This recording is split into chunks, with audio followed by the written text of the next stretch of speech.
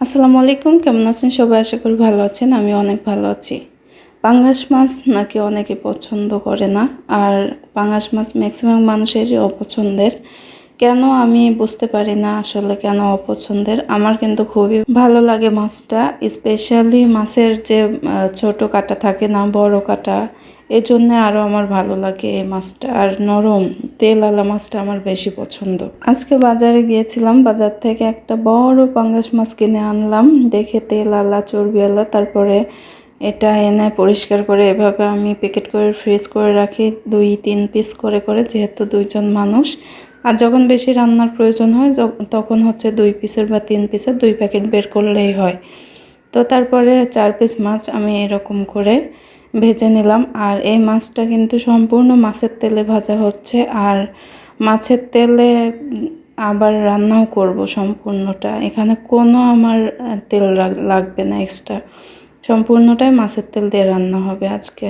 তারপরে এখানে আমি বরবটি ভাজি করবো, এজন্য বরবটি কেটে নিলাম। আর ওই যে কচুর মুখী বলে, কুড়ি কচু আমাদের আঞ্চলিক ভাষায়, কেউ কেউ বলে হচ্ছে কচুর হচ্ছে কি যেন, যাই হোক ওইটা আমি কিনে এনেছিলাম। ওইটা দিয়ে পাঙ্গাস মাছ আরও মজা লাগে ওইটা।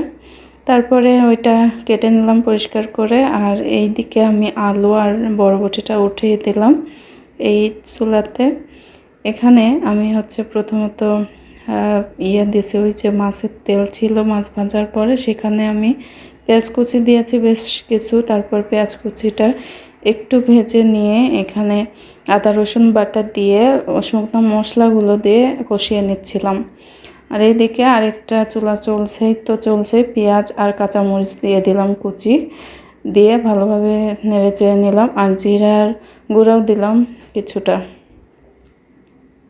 এদিকে হচ্ছে এই কষানো হয়ে গেছে মাছের ঝোলটা। তারপরে সেই কুড়ি কচু বা কচুর মুখেও এটা দিয়ে দিলাম, দিয়ে নাড়াচাড়া করে ঢাকনি দিয়ে ঢেকে দিলাম। এদিকে আমার ভাজিটা অলমোস্ট হয়ে আসছে, জালটা একটু নামিয়ে দিলাম। আর এদিকে কষিয়ে নিব ভালো করে তরকারিটা আগে। আর আধা সিদ্ধ বলতে 80% সিদ্ধ হয়ে আসলেই আমি মাছ দিয়ে দেবো। আর এই যে ভাজির মধ্যে আমি কিছুটা ধনিয়া পাতাও দিয়ে দিলাম। ধনিয়া পাতার এখন যে দাম, ওজন হিসেবে ধনিয়া পাতা বিক্রি করতেছে দেখলাম, তারপরে কিনে এনেছিলাম কিছুটা। আর এখানে মাছ দিয়ে কষিয়ে নিয়ে তারপরে পানি দিয়ে দিলাম পরিমাপ মতো। আর এই পানি দিয়েই আমি সম্পূর্ণ মাছটা রান্না করে নেব। আর এদিকে ভাজিটাও হয়ে গেল। মাছের কিছুটা ধনিয়া পাতা কুচি দিয়ে দিলাম, আর কিছুটা ভাজা জিরার গুঁড়ো দিয়ে দিলাম।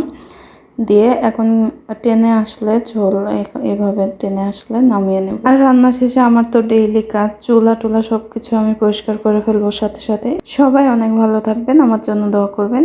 আল্লাহ হাফেজ।